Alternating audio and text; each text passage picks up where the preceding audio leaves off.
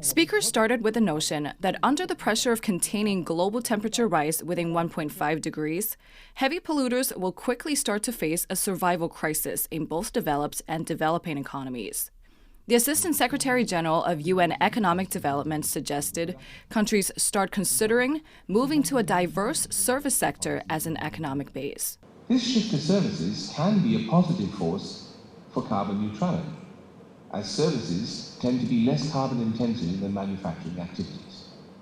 This requires a large-scale industrial transformation in the ways energy and goods are produced and consumed, and the development of new business models. Co-founder of China's EV battery maker CATL made a wild conjecture that in the next few decades, even the agricultural landscape can be changed.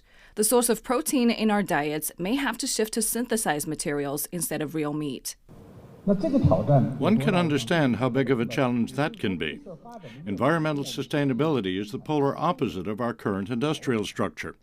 For businesses, the entire supply chain, models of production, everything will totally change.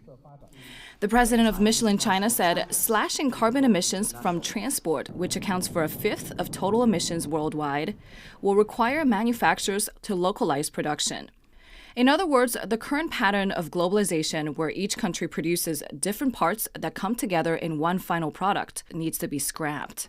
Probably it will push companies to bring their R&D center and to make it more locally and to design with local capabilities. At the same moment, these new business models will require also local talents. 6 types of greenhouse gases, not just carbon dioxide, need to be reduced to stop climate change. Attendees noted that reducing carbon is starting to affect decision-making in almost every aspect at some multinational companies. CEOs at the meeting noted that consumers are also playing a role in this because increasingly they're asking the question of whether a product that they purchase respects their country and the direction that it is going.